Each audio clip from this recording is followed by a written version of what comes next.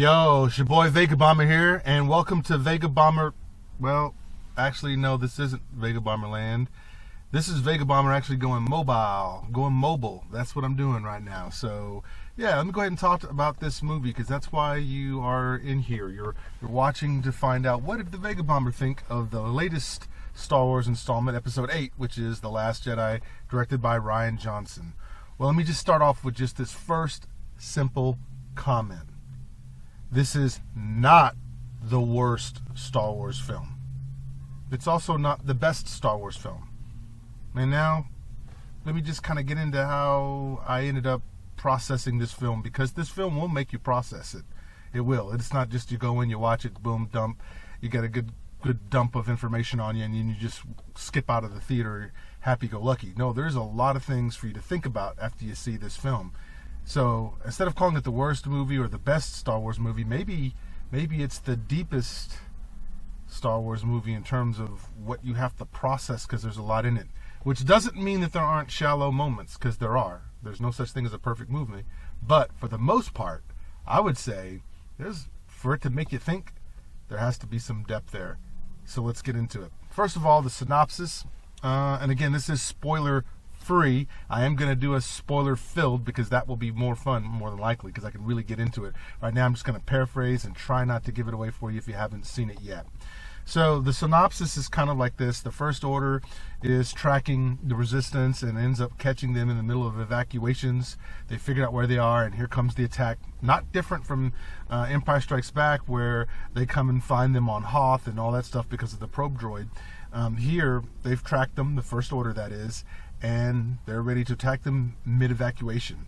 So the Resistance is definitely smaller here. The First Order, which is strange because the Resistance won in Force Awakens by getting rid of that Starkiller base, but for whatever reason, still on the small side in terms of scale and still running, even though they kind of had a victory. So that's kind of interesting. So they're caught. Poe basically is the pilot, the best pilot in the galaxy, so he just wants to blow things up in his X-Wing. Then that brings in the call maybe some leadership questions, and he gets challenged.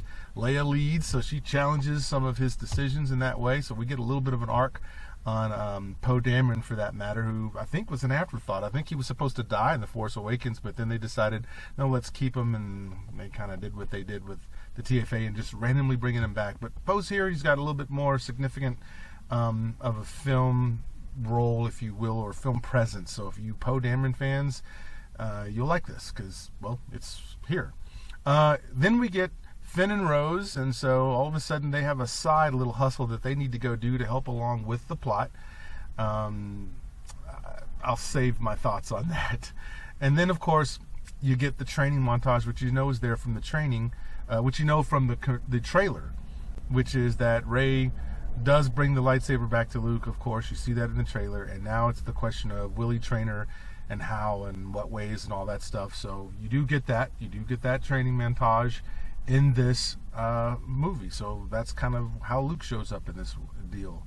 Then you get Snoke, you get to see a little bit more of that relationship between Snoke and Kylo Ren. So Snoke is still the gangsta pimp, and he's still pimping Kylo Ren and talking to him kind of crazy and all this other stuff. But we know Kylo's very unstable, and again, he's unstable here in this movie too, which I kind of like it in this case. Even though I didn't necessarily like Kylo Ren in the first place, I do kind of like some of the things that are going on here. So, yeah, I've paused on my Kylo Ren hating. Don't think he's still the best villain, but still, we'll see. But this did more to restore that faith. The Resistance continues to clash with the First Order. They don't give up, so you see that rebel spirit is still alive, and they're okay with being rebel scum, if that just means the FO, or the First Order, needs to die. It's all good for them, and so we like the rebels. We continue to root for those rebels. A welcomed guest shows up and makes an appearance in this film. Won't tell you who it is because this is non-spoilery, but that was a good scene, and I liked some of that as well, and so you do have that. And then, of course, as we know, Luke's the guy, right? Because he's the guy that is the last Jedi, unless, of course, he chooses to train someone, right? So you follow that logic, you can follow the rest of the movie. And that's pretty much what you have going on here with that. So let me talk about the pros, and there are some pros. First of all, Rian Johnson, I love the visual storytelling. I love how he captured a lot of the same essence of Star Wars, but still put his own little take on it visually. So some of those backing up shots, those establishing shots, just some of the way the characters are presented in the way he shot them, camera angles and this sort of thing, was wonderful. I mean, it was top notch. You couldn't really complain with that in the visual storytelling. And if you do, I don't know what you need to see. I would say that the soundstage, even the soundtrack, all of that was up to par. I felt it was good. There were some scenes where certain soundtracks come in that help you remind you of what this scene might be telling you. So that powerful use of the music, the soundtrack itself, again, I would say it's top notch here. It's definitely a thumbs up to this. And you know what? Some of the pros are, I like the fact that it did take some risk. Now, I don't like all of the risk, hear me, which is going to segue into my cons, but I do like it did take some risk, and it did take some things off the plate that you thought were on the plate, and then it put some things on the plate that you didn't know could be on the plate. So kudos for that. I'll give you a props for that for sure.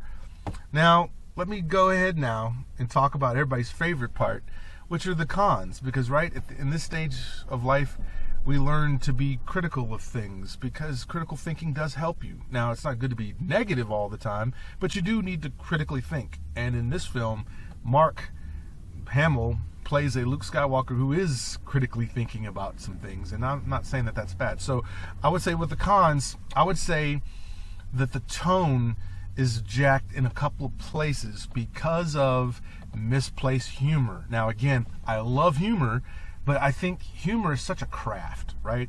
Because just getting up and saying something funny doesn't make you a great comedian. It's also the timing, and it's also the context that it's all happening in.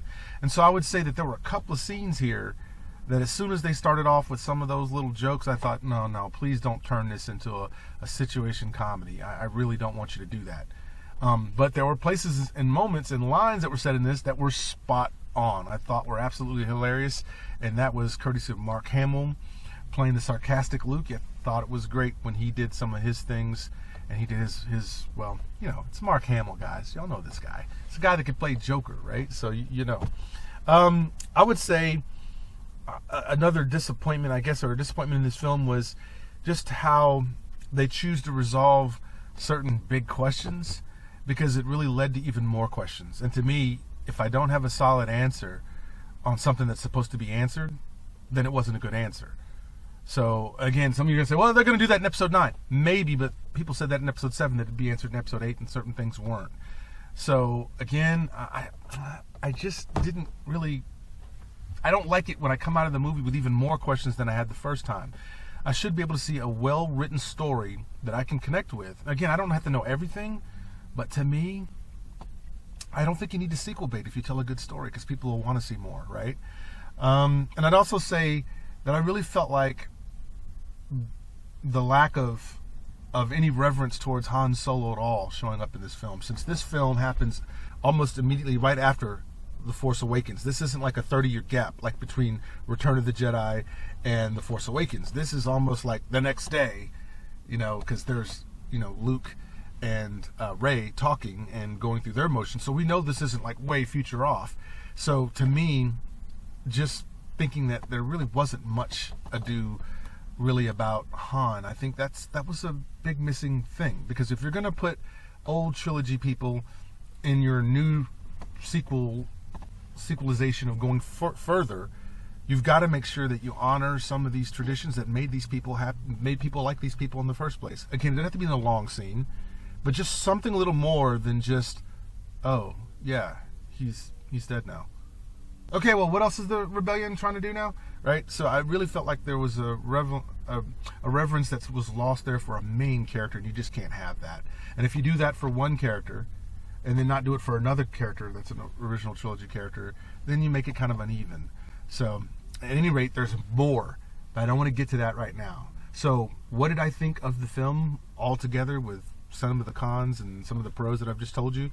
I think that this film is not a bad film. I don't think it's a great film. I don't think it's a bad film. I think that after watching it, after repeated repeated viewings of seeing that, you might pick up other things and part of the logic and what the film was trying to do. So there's that depth part of it that you might have to get. So to me, I wouldn't destroy this film. I wouldn't blow it up. But I don't think this movie's blowing up like in a good way either. I think it's a very curious film at this stage, and I think it's going to be time that's going to tell us whether this film was really handled well or not. And right now, we still have episode 9. I don't know that I like being hostage to waiting to another episode to find out if this episode's good. In fact, I know I don't like that. But I guess that's just where we are, kids. That's the Disney-related Star Wars, and that's where we are. So anyway, I'm done talking. What did you think of The Last Jedi? Were you just as combobulated by some things, or were you just hook, line, and sinker, this is good, I loved it, it was entertaining, it was a go movie? Well, whatever you feel like, meet me in the comments, and we'll talk out there. Anyway, it's your boy Vegabomber, and I'm out.